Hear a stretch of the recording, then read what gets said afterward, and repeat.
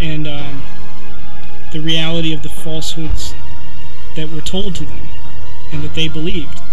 And there's a disconnect nowadays where people don't, oh, you know, we don't want to believe our government's capable of, you know, really fucked up things. Well, I'm sorry to say, but it's a sad fact.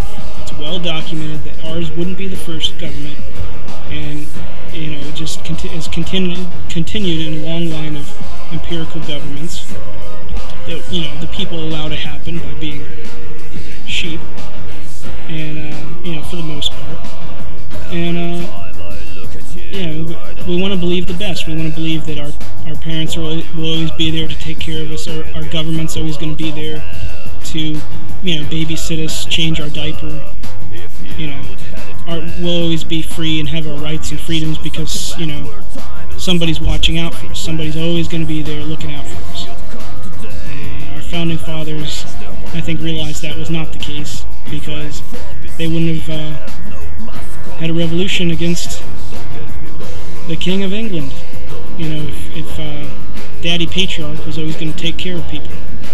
It was not the case during the American Revolution, and the revolution continues to this day. There's, you know, slavery takes many forms, as they say, and you know, their freedom is something that unfortunately we, you know, sometimes have to pay for with blood, but also there's other freedoms that we can fight for in other ways, not just true enslavement of the body, but actually more of the mind, with freedom of speech. That, you know, and if we don't practice freedom of speech, you know, it tends to get lost.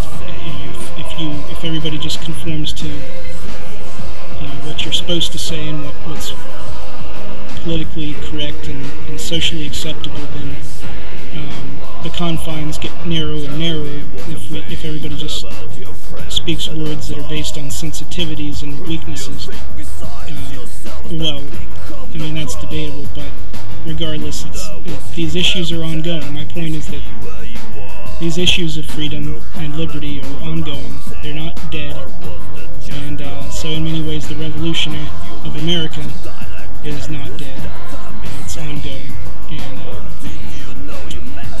the people are separate from, the country is separate from the government. They're not things that are always the same thing.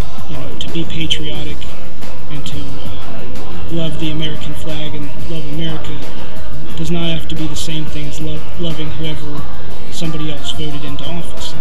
You know, and when that government doesn't represent some of the ideals that we love the most, I mean, that's when it has to change, and that's why we changed it back during the American Revolution. That's why the Civil War happened. You know, it wasn't perfect to begin with, and you know, it's by no means perfect now. So every once in a while there has to be types of revolution in order to stir up the pot and get creativity flowing, so that it can reinvigorate life and the lives of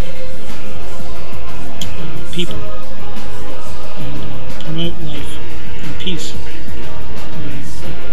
It doesn't always happen by just, you know, thinking that everything's going to work itself out.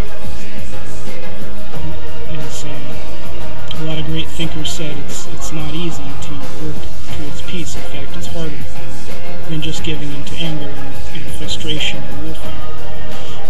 And it's far easier to, you know, name call and point fingers at somebody else. I tend to agree with that. I find it very easy to do that. So anyway, the topic was how fucking ridiculous it is to think that Christ would have wanted the Crusades, or would have wanted us to, you know, fight wars at all. It's fucking ridiculous. It's totally wrong.